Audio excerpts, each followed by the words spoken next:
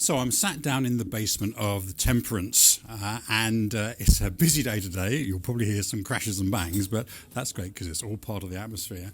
And the reason I'm here is I'm sat with Adam Wood, who offers several walking tours of Leamington. And in particular, what we're going to talk about today is the Leamington Rocks tour that he runs. Welcome to Life in Lem, Adam. Thank you very much, Tim. Nice to be here. Great. So get us back to the beginning then. The Leamington Rocks tour, that wasn't your first walking tour, was it? You do something else which sort of led into that. Give us a bit of the backstory. When I was a small boy, about 11 or 12 years old, I was reading a big headline on a weekend newspaper about Jack the Ripper, infamous Victorian serial killer. My granddad, born in Bethnal Green in 1903, looked over my shoulder and said, "Jack the Ripper, my dad saw one of the bodies." And I became, first of all, a true crime historian, police history. Now I'd call myself more of a social historian, looking at the background of these sort of events. And you were telling me there's a particular link with Leamington, and particularly where we are near Temperance in terms of crime history.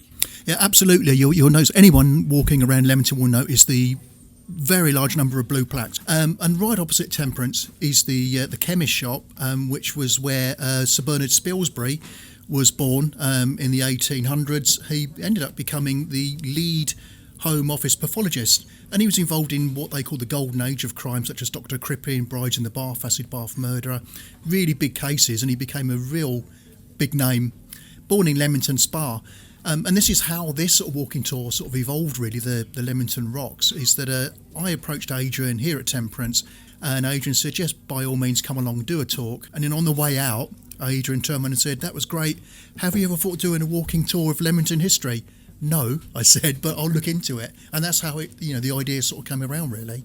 So that's our connection with the Temperance, really. Then you started to host your crime tours here, and then the notion of a Leamington Rocks tour came out. So, I mean, that's a huge task in terms of researching a brand new walk like that. How did you and Adrian go about doing that? Well, once I'd thought about it and got on board with the idea, met up with Adrian back here at Temperance, local historian Frank Walsh came along, and he'd had some ideas. Again, the good thing was that we all passionate about the music of the era and different sort of things, so we immediately jumped on board. We need to talk to this person, we need to talk to that person, and lots of names that your listeners will recognise. Leamington musicians, Keith Hancock, got John Rivers from the Woodbine Studios, lots of people. We need to speak to these, get them on tape, interview them to do the talking part of Leamington Rocks, because it's two parts: walking tour first, and then the talk here at Temperance.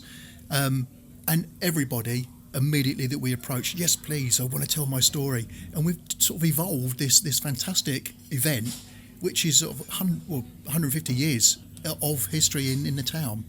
So this isn't just a walk, is it? It's it's an immersive experience, because you do the walking part, so you can see the part, and then you come down here exactly where we're sat down in the basement of Temperance now, and you have a show in essence you put on which goes through some of the other backstory.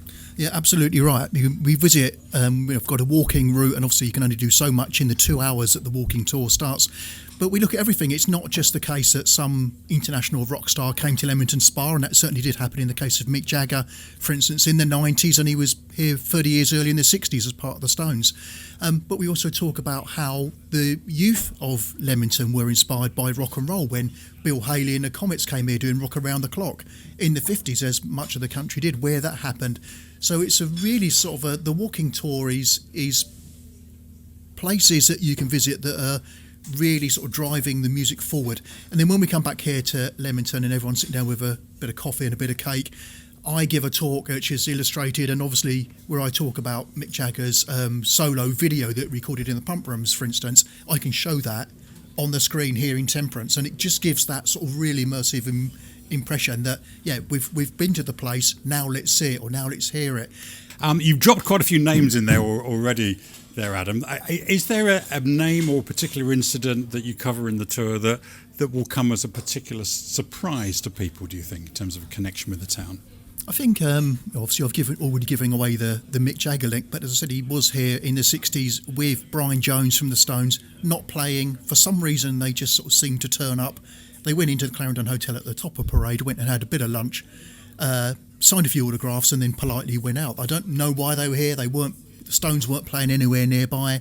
But what's quite interesting is that the guy from the Leamington paper reporting on there said, well, all the Stones fans were around the corner listening to the jukebox, completely oblivious that Jagger and Jones were having a lunch.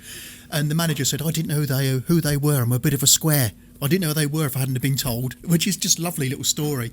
But then you've got right down to famous landmarks in Leamington that we know as perhaps as Victorian, part of the gardens, appearing on rock album covers later on. And whenever we appear on the walking tour at that spot, I always get people to recreate the pose from the album cover and then show it. And wow, I didn't realise, looked at that place dozens and dozens of times, and now I can associate it. And you go away thinking it's just like any walking tour or any subject. Once you notice something, next time you walk down that street, you'll remember that story with that location.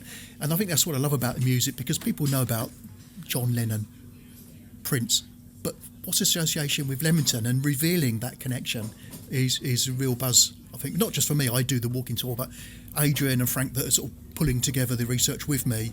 It's just fantastic to sort of draw them details out and entertain people with them. And I did the walking tour with Adam recently, and it is fascinating to see the places that you associate with famous names that you never knew were tucked away in different parts of Leamington. Of course, my lips are sealed, otherwise he'd have to kill me. In terms of the amount of walking involved, Adam, if it's someone that's actually not too good on the legs, is this still a tour they can do? I think so. I mean, we work very, very slowly. We cap it at 25 people maximum, so keep the logistics. Obviously, we are walking some streets. We try and go through the parks as much as we can, but try and stay away from roads. So we cap it at 25 people so that it's walkable. We walk at the pace of the slowest person. There's no rush. It takes 2 hours in total at a nice, gentle pace. We probably don't cover any more than 2.5 miles at the maximum. And it's a nice sort of circular route up to the top of the parade, as I said, and then back down again through the gardens. Lots and lots of stops as we go. So I think it's very accessible for people. I've made sure when I was specking out the route, there's no steps to go up. You can go around if need be.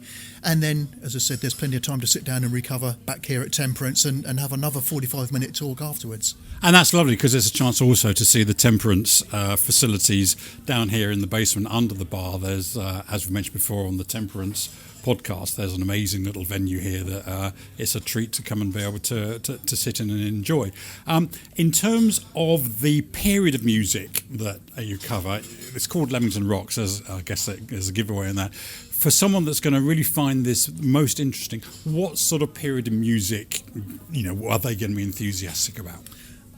Well, the core, what I would call the core topic or type of music that we cover probably is the late 60s up to the 80s, where you've got them sort of big rock stars coming in. But on the tour, for instance, we go to the venue where Franz Liszt came as part of his European tour in the 1840s, I think it was. And then we go right up to more recent times with Nizlopi, of course, local band, Leamington's first and only number one. We've got video interview with those guys that we show as part of the talk. So it covers a whole range, really, right back from the 19th century up to today. If you're interested in your rock and roll, some of the big names, Beatles, Stones, you're not going to be disappointed, but we do have lots and lots of surprises from different eras along the way. And in terms of the days and times of the week, Adam, when do you normally run the Leamington Rocks tour? It's always a Sunday morning. Meet around 9 o'clock, grab a coffee at Temperance. We set off at 9:30, and then we're back here at the end of the walking tour for about 11:30, 11:45. Time to relax, and then the whole thing finishes perhaps about 12:30. Fantastic. And my top tip on that is that, of course, the parking meters are still working on a Sunday, and they're limited to 2 hours. So don't park on the street, but there's a lovely little car park just around the back of the Temperance. So for someone that's eager to book up and come along, how do they go about doing that? At the moment, probably the quickest way is to go to Eventbrite and look at the Temperance page, where you'll look at their events and you'll see it on there. And the tour and the talk is always evolving. We're changing things or adding things. So even if you came at a tour right at the very start of the year in January when we first started, chances are by September there's going to be lots of new stories that you haven't heard before. So there we are. It's on Eventbrite. I'll post the link in the accompanying text of the podcast. That's all very exciting. In the meantime, Adam, thank you very much for your time. Thank you very much, Tim. Nice to talk to you.